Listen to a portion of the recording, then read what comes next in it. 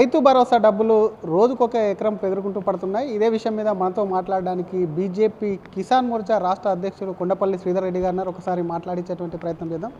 Sir, Rythu Bharosa డబ్బులు అయితే పడుతున్నాయంట, మీకు పడినాయా? ఎట్లా సార్ ఈ డబ్బులు పడని? ఇది నాకు పడ్డాయా మీకు పడ్డాయా అనేటువంటి ప్రశ్న కాదు.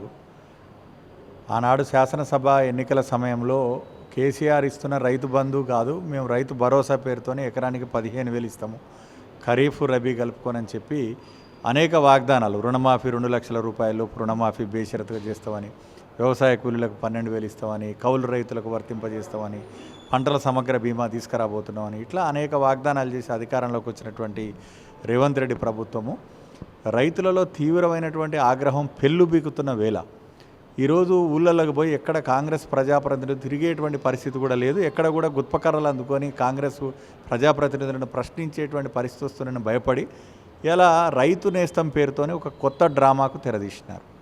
ఈ రైతు నేస్తం కాదు, ఇది రైతు ద్రోహంగా భారతీయ జనతా పార్టీ కిసాన్ మోర్చా భావిస్తూ ఉంది. నీ ప్రభుత్వం ఇచ్చి ఎన్ని రోజులైంది, ఎన్ని పంటలు పోయినాయి, ఈరోజు ఎకరానికి 6,000 చొప్పున మేము వేస్తున్నాం అని చెప్పి వాళ్ళ ఊదరగొట్టేటువంటి ప్రయత్నాలు చేస్తూ ఉన్నారు.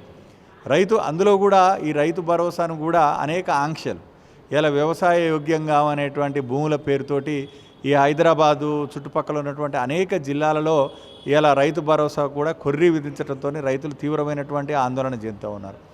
ఏది వ్యవసాయ యోగ్యమైన భూమి, ఏది వ్యవసాయ యోగ్యం కాని భూమి అనేటువంటి లెక్కలు ప్రభుత్వం దగ్గర స్పష్టంగా ఉన్నాయి.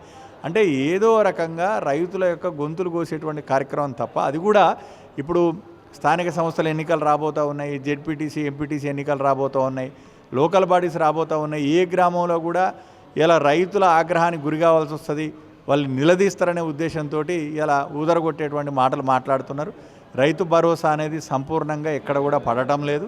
కేవలం కూడా వాళ్ళు పూర్తిగా ఎగవేతలు, అన్ని రకాల కోతలు పెట్టి ఇస్తూ ఉన్నారు. రెండోది సంపూర్ణ రుణమాఫీ 2 లక్షల రూపాయల సంపూర్ణ రుణమాఫీ అని చెప్పి మాట్లాడినారు.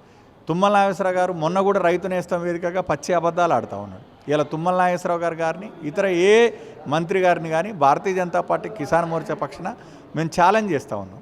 గ్రామాన్ని మీరు ఎంపిక చేయండి, ఆ గ్రామంలోకి పోయి మీరు చెప్పిన విధంగా 2 లక్షల రూపాయల రుణమాఫీ అయిందని అంటే భారతీయ జనతా పార్టీ కిసాన్ మోర్చా పక్షాన నేను క్షమాపణ చెప్పడానికి సిద్ధంగా ఉన్నాను. ఎంత దారుణమైనటువంటి అబద్ధాలు ఆడుతున్నారంటే 2 లక్షల రూపాయల రుణమాఫీ, వ్యవసాయ రుణమాఫీ అనేది ఒక బూటకము.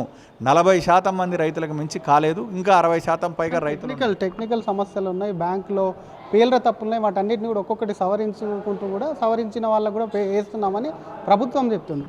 ఎవరిది బాధ్యత? ఎన్ని రోజులైంది అధికారంలోకి వచ్చి? మీరు ఎన్ని రోజులైంది? డీబీటీ ఫెయిల్యూర్ అంటారు. డీబీటీ ఫెయిల్యూర్ అనేటువంటి విషయము సాంకేతికమైన విషయం, ఎంతలోగా పరిష్కారం చేయొచ్చు?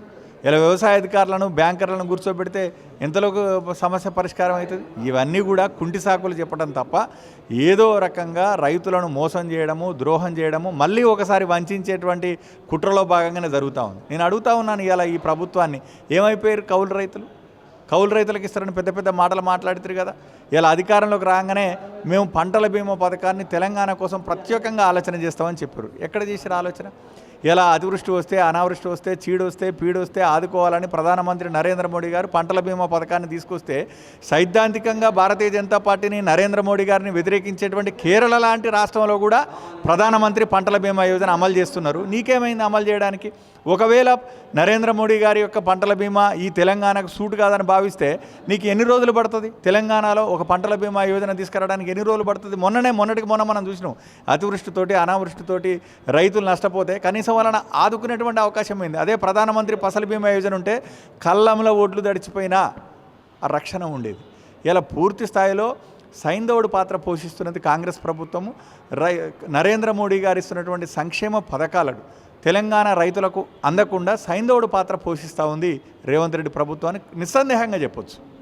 Thank you sir. ఇది రైతులకు ఇచ్చినటువంటి హామీల అమలు చేయకుండా రాష్ట్ర ప్రభుత్వం కూడా సైంధవుడిలో ప్రవర్తించడమే కాకుండా ఇప్పుడు ఇచ్చినటువంటి రైతు భరోసా ఏదైతే ఉందో చాలా దాంట్లో ఆంక్షలు పెట్టి వేస్తున్నారు. కొన్ని ఔటర్ రింగ్ రోడ్ లోపల ఉన్నటువంటి భూములు వ్యవసాయేతర భూముల కమర్షియల్ భూములు అని చెప్పడం సరికాదంటూనే పూర్తి స్థాయిలో రుణమాఫీ కాలేదు. రుణమాఫీకి సంబంధించి ఏ గ్రామంకి వెళ్ళి కూడా అక్కడ చర్చిద్దాం అని చెప్పి సవాలు విస్తూనే మరొక పక్క రైతు బీమా మాట ఏమైందని ప్రశ్నిస్తూనే రైతులకు ఇచ్చినటువంటి హామీలన్నీ కూడా ఈ ప్రభుత్వం తుంగల తొక్కిందని చెప్పి బీజేపీ రాష్ట్ర కిసాన్ మోర్చా అధ్యక్షులు కొండపల్లి శ్రీధర్ రెడ్డి అంటున్నారు.